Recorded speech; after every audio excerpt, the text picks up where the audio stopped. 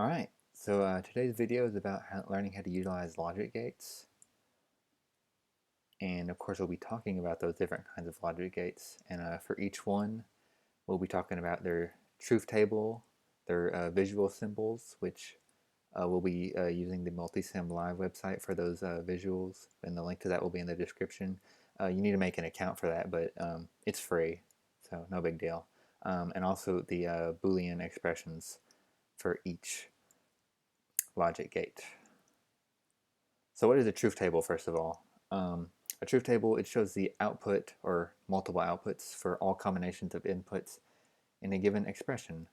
The input, by the way, the inputs and outputs, they'll always have values of zeros or ones.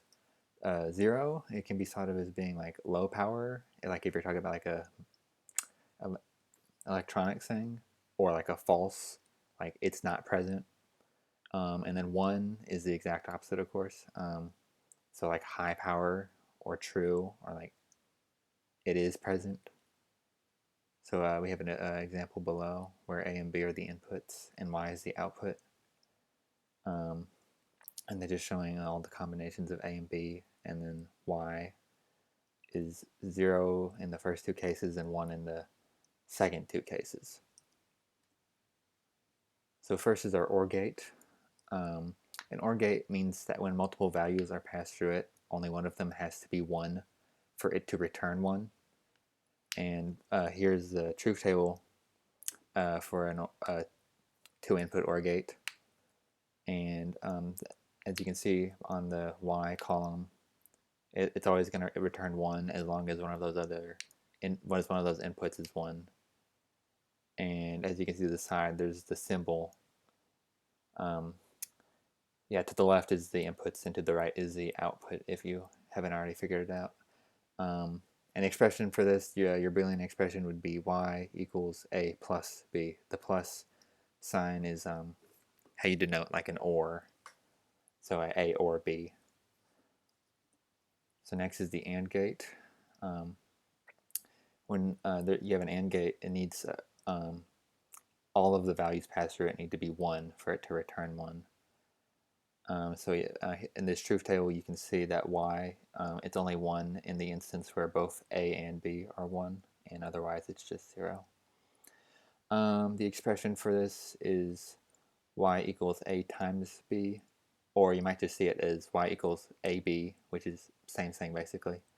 And you have the symbol off to the side there, a bit more rounded off. Yeah. Next is the XOR gate, which is a fun one. So for the XOR gate, when you're passing multiple values through it, an odd number of them have to be 1 for it to return 1. So if you're looking in this truth table, it's returning 1 whenever there's A or B as 1, but not both of them. And actually, the XOR is short for exclusive OR. So if you want to like think about it in this case where there's two inputs, it's like one or the other, but not both. So yeah, the expression here is y equals a. I don't know how to describe that symbol, but it's like a plus sign with a circle around it. Bit of a pain to copy that one in. Anyway, so yeah, to the side is the symbol again, and you'll see it's pretty similar to the OR as you'd expect, but it's got a little extra line to the left there before the inputs. So yeah. So next is the NOT gate, or the inverter. And this one is unique in that it only takes one input, and its output is going to be the opposite of that input, hence why it's called an inverter. So yeah, the expression here is simply y equals not a. That's what the line above means. The line above means not. So you can see in the truth table, which is pretty simple, whatever you're passing in, you're going to get the opposite output. And the symbol is a triangle with the little circle at the end of it. So here next is the NOR gate, and it can be thought of as the output of an OR gate going through an inverter.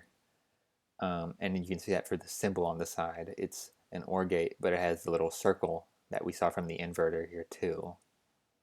So when multiple values are passed through it, all of them have to be 0 for it to return 1.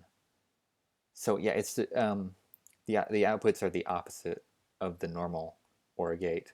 See, for the normal OR gate, if you didn't have if you had all zeros for the OR gate, you would have gotten 0 and a 1 every other time. But in this case, you're getting a 1 when there's all zeros and zeros every other time. And you can see in the Boolean expression that it's the OR expression, but it's got that line over it indicating that it's being inverted. And similarly, we have the NAND gate, which is an AND gate being passed, its output being passed through an inverter. So when multiple values are passed through it, only one of them has to be 0 for it to return 1.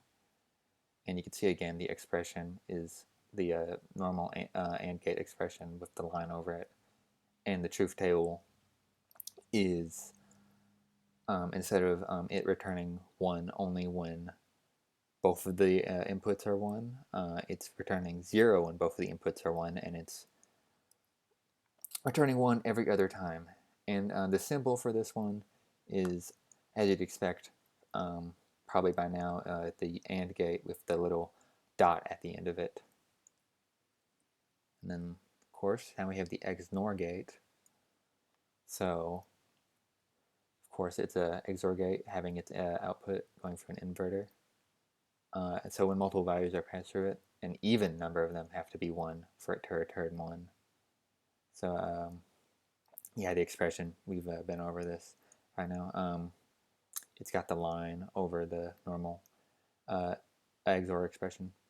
And the truth table is whenever there's an even amount of 1s. So when it's a 0 or 2 1s here, it's returning 1 then. But if there's only 1 or an odd number, it's going to return 0.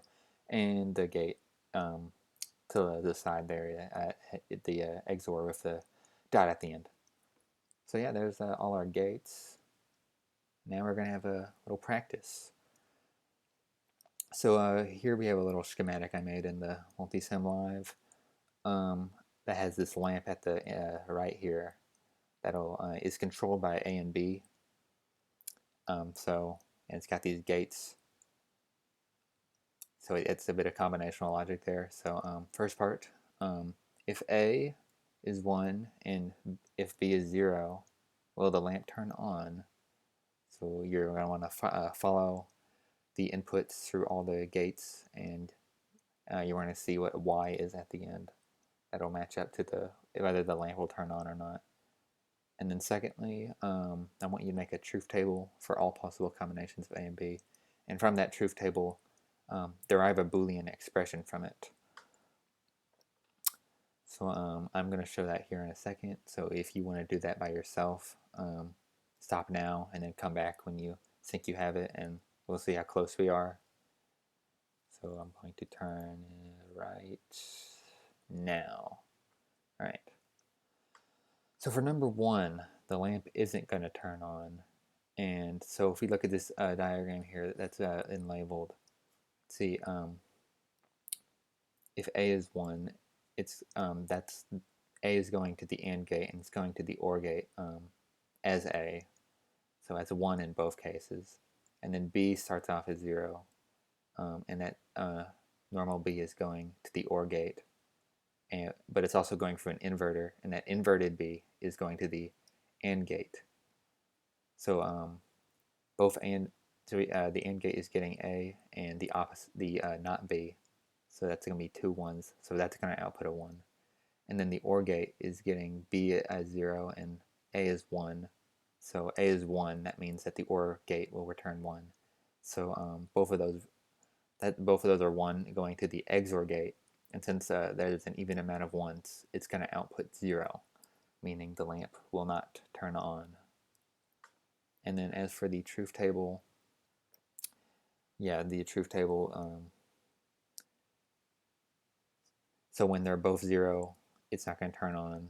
When B is 1 and A is 0, it's going to turn on. When A is 1 and B is 0, as we saw, it's not going to turn on. And then when they're both 1 it will turn on. And so deriving a Boolean expression from that, we take the cases where it's 1 and we